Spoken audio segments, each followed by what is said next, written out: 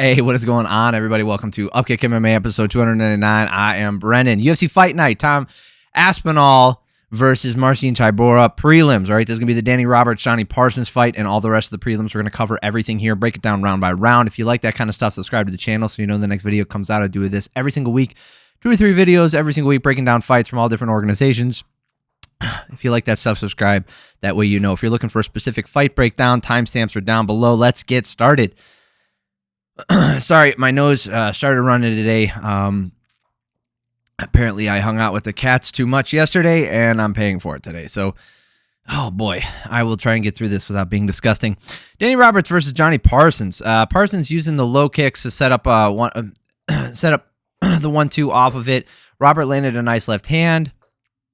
Parsons is the one pressuring forward. Both guys finding more success with the kicks to the body and to the legs. Roberts with a great double hook going to the body and then up high. Roberts landed a nice left hand and again following up. Not much landing clean after that with that follow-up.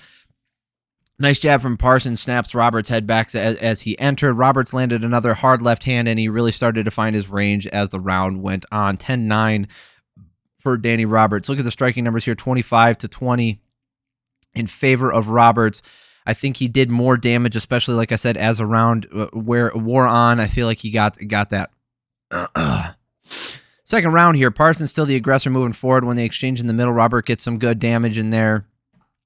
When they move in, Parsons lands a right hand to put Roberts down. Roberts standing his ground and just swinging away. He was rocked real bad, but he just stayed in there to try and give it back to him. Parsons was catching him right on the chin in a bunch of these exchanges. Roberts landed hard, and then Parsons landed hard right back. This just turned into a complete brawl. Not a lot of skill involved, just a lot of swinging back and forth. The round doesn't make it to the end as it gets waved off with 2 seconds left. Danny Roberts was absolutely hurt here. It's not a horrible stoppage, but Jason Herzog picked one. Again, it's just a bad timing on the stoppage. Why stop it at the 2-second mark when he's still, is still with it and trying to get back up? Why didn't you stop it at the 4-second mark or the 5-second mark? Why didn't you step in there at 10 seconds when he was more rocked than he was at 2 seconds? You let him go the extra 2 seconds. If you decide that after that he can't continue, then he can't continue. But it gives him time to recover, and then we see a third round. Great win. Parsons looked really good. Roberts had his moments in there. But, Roberts isn't known for having the best chin, so it is what it is. All right, some controversy. Joel Alvarez versus Marc Diakiesse. Good fight. They exchange hard low kicks. Nice right hand from Diakiesse using spinning back fist. Alvarez sticking to the low kicks. Alvarez had some really hard jabs and low kicks that looked painful.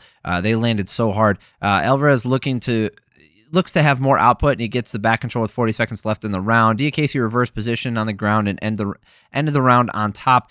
But I think Alvarez landed the harder shots in this round. And you look at the striking numbers here, 31-19 in favor of Alvarez, regardless of where he landed them. I feel like he did more damage, so I gave him that round 10-9. Second round here, Diakiesse strikes his way into a takedown. He starts getting more control here. You can see in the second round here, he had almost 3 minutes of control time, and it didn't make it all the way to the end because there's this really bad headbutt, and it rocked Diakiesse, and then the ref told they pause. He backs up and points to the back of it. He got hit behind the ear with the forehead, and he was out of it. He was still he was even wobbly when they were reading the decision. Minutes later, it should be overturned. Joel Alvarez looked fine. I thought he looked good in that first round. I feel like he was ahead, but in the second round, it was starting to go Diakiese's way. And then they come in there and they exchange headbutts.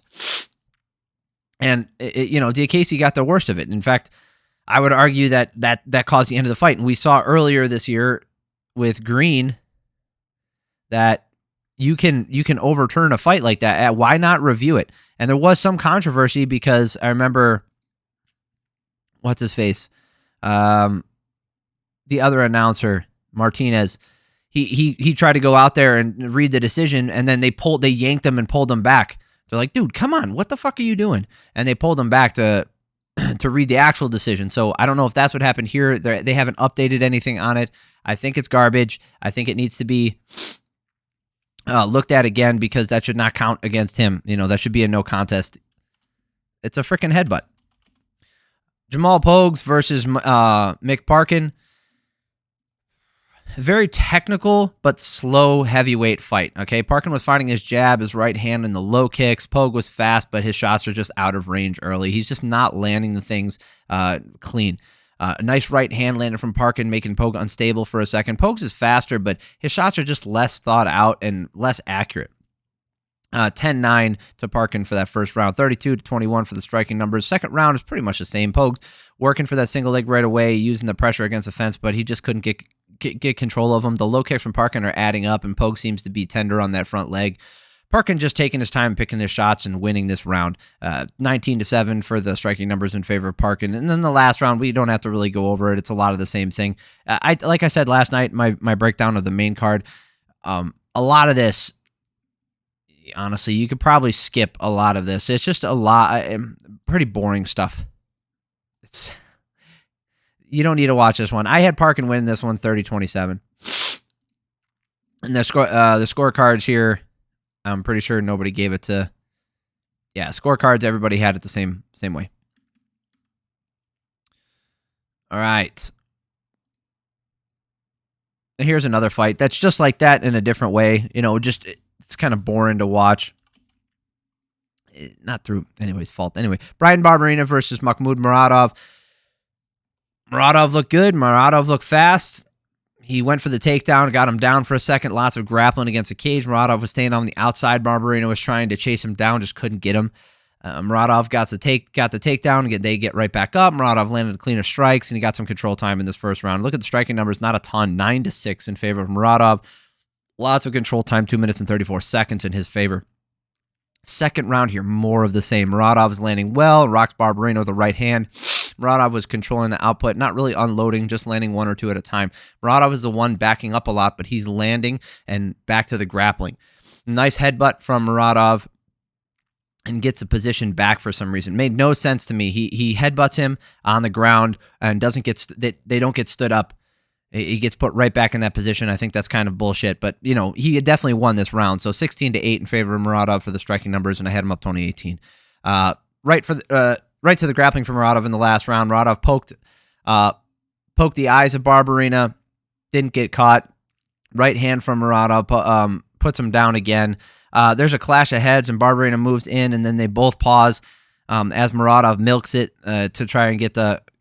I thought this was funny. It hurt Muradov this time slightly, and that's why. So he just sits down, whereas Barberena took a headbutt earlier, got poked in the eye, and he just kept fighting through all the stuff. So, you know, Barberena's tough as shit. Barberena definitely lost this one, 30-27. There's that. You know, Muradov was a much better fighter, but you know, I don't like when I see that kind of stuff.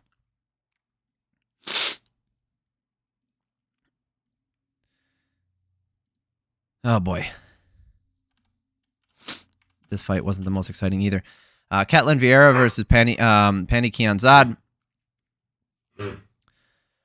Oh, look at the striking numbers. Not a lot, guys. Kianzad using the jab to keep distance. Vieira got the takedown at 3:45. Not a whole lot going on there. 10-9 Vieira. Right, she spent 3 minutes and 53 seconds on top. Five strikes from Vieira, 4 strikes from Kianzad. Not a lot going on. Second round, Vieira got the takedown at 4:15. That's the whole round. 20-18. You know, not a lot of striking here. Didn't go for the finish. Not a lot of sub attempts. Nothing. Last round here, Kianzad gets taken down right away again, but this time she manages to get back up on top after Vieira went for the rear naked choke. And Kianzad had about 2 minutes on top, and she's the one landing damage. She landed 14 strikes like that. I definitely gave her this round, but it's only 29-28. And if you look at the scorecards here, that's what it says. Boring fight. Do not go watch this one. You know, don't take time unless you're a hardcore and you're really trying to figure out, you know, the future of the division or these women. No reason to go back and review that one.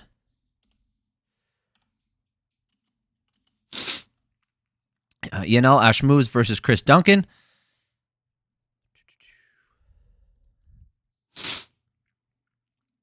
Working our way through here, guys.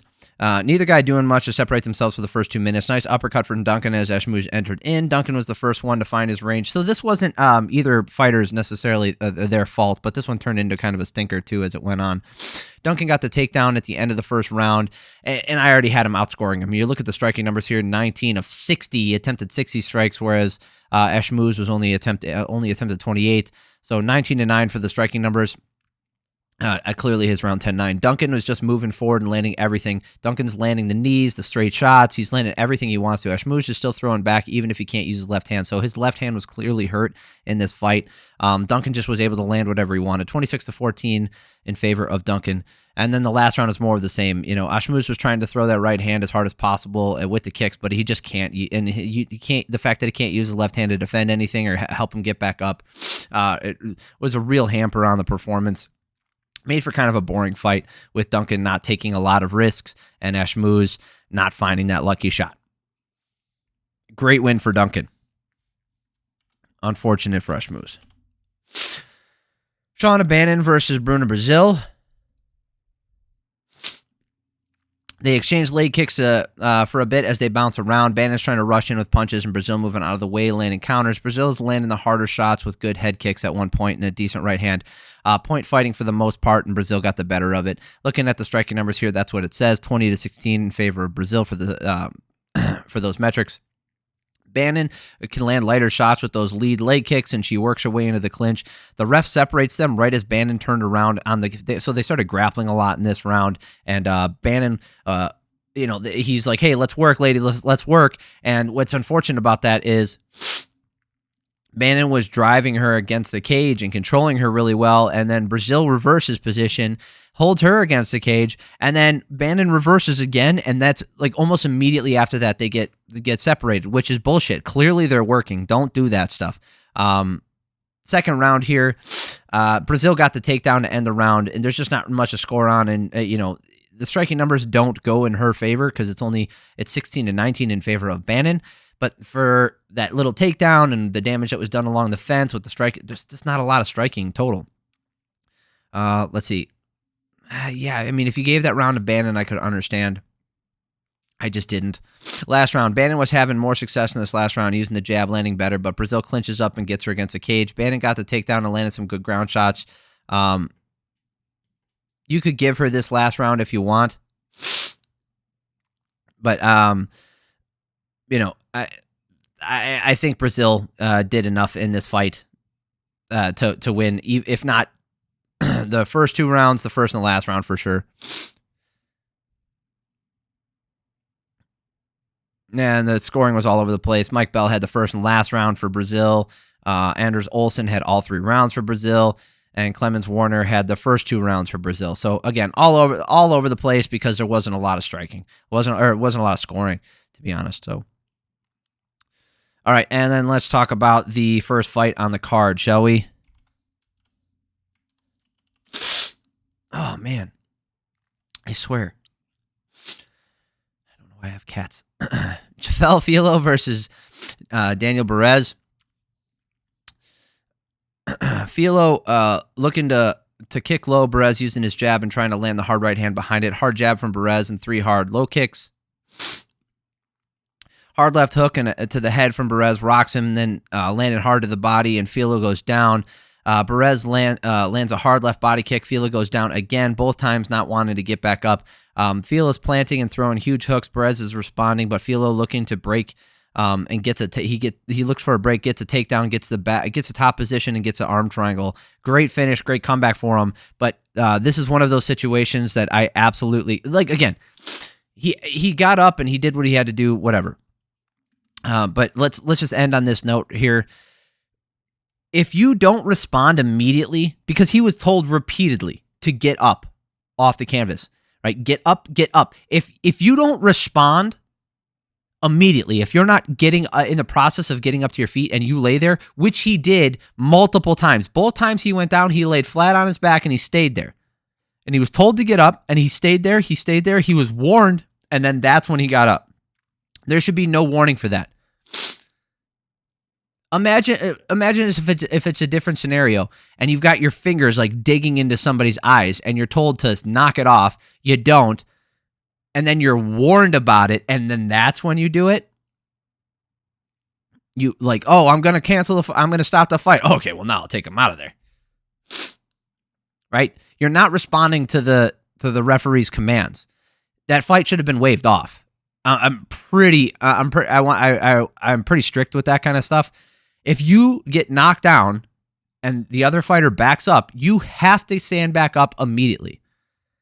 If you're told to get to your feet, then you get to your feet. If not, if you don't get up off your stool in between rounds, none of that shit.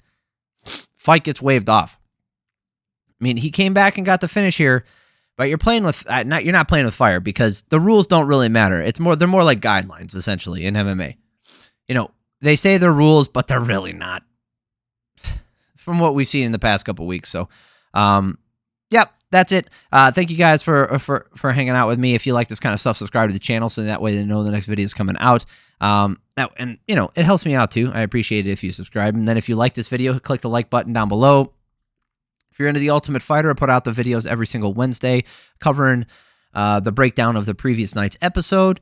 And then I'm going to be doing something. I'm going to try to keep up with it as much as I can. I've thought about it many times, and I just haven't started it. I'm going to be keeping track of fouls and who fouls in the fight, what kind of foul it was, and whether or not that fighter ends up winning, and how they won, so by decision or finish. So I'm starting to keep that notes. I'm starting to keep those notes now. I could go back with all my notes and probably go in the past, but I'm just going to start collecting data as we go along here. I'll get plenty of fights as we go forward, and we can kind of put that together. Well, maybe we'll break it down in a special episode, or I might just bring it up as we go along. So I appreciate y'all. Have an amazing week. Love y'all.